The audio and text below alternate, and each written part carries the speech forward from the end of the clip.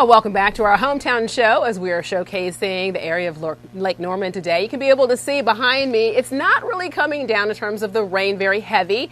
I want to let everybody know we are taking safety precautions and we're keeping an eye to make sure that we're not seeing any lightning in the area. But I want to take you to the sky to be able to see how beautiful this area is. Now this is drone footage that you're seeing from taken earlier.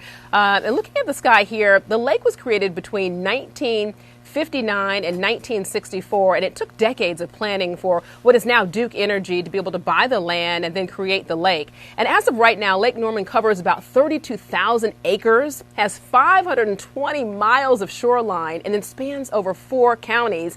And so much of the history brings a lot of stories. And one is a local legend about a monster that lives in the lake. Supposedly, for years, people have noticed a creature that swims in the lake that looks like the Loch Ness Monster, but this one is actually named Normie. Yes, very fitting, right? Well, it's a fun legend here at the lake, and though people have never reported seeing something strange, well, they have sometimes, there's never really been any proof that Normie actually exists. I want to bring in our storyteller, Maureen Moritz. Now, Maureen, you're over by the dam. I think it's coming down a little heavier over there in terms of the rain, but a lot of people talk about what's underneath Lake Norman, but not a lot of people talk about in terms of how it got the area on the map. Alicia, this is Cowan's Ford Dam. This is the dam that created Lake Norman, and kind of right behind it is the lake. And underneath Lake Norman, you've heard the stories, there's a textile mill, there's highways, even an airplane. But there is one woman who was from this area who put this area on the map way before Lake Norman even existed.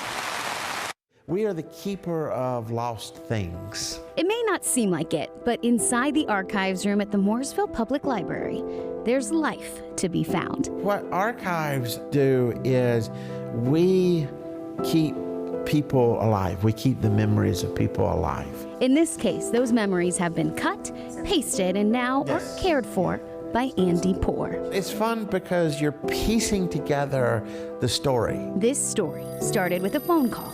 A woman had some old articles and pictures of her friend, Dorothy. She doesn't tell me at first who, she just keeps calling her Dorothy. And so she finally says Dorothy Brown. And I stopped her and I said, "Are you talking about Long Sam?" Her name was Dorothy Brown. This is one of the very first articles about her. But after being discovered in the woods near Troutman by local journalists in 1957, the main article, of course, was here. She became better known across the country as Long Sam. Fletcher saw her and immediately associated her with Long Sam. And that's how the story began. The famous Long Sam cartoon was based on a woman who lived in the hollers of the Appalachian Mountains, away from civilization. Not only did Dorothy look like Long Sam, she lived like her too. She was a fabulous celebrity from Mooresville because she briefly put Mooresville on the map long before NASCAR. Sorry, NASCAR. One small article snowballed from the Courier Express in Buffalo into more. This is still in 57 and her getting ready to go into New York. And then a spread in Life magazine.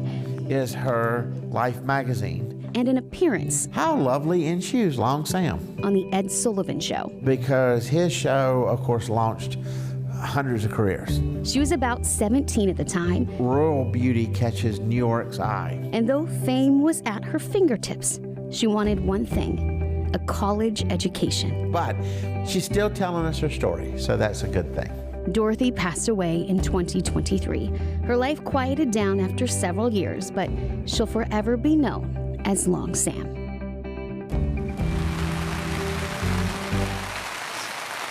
Dorothy was even offered a show on Broadway all about Long Sam, but she turned that down all for an education.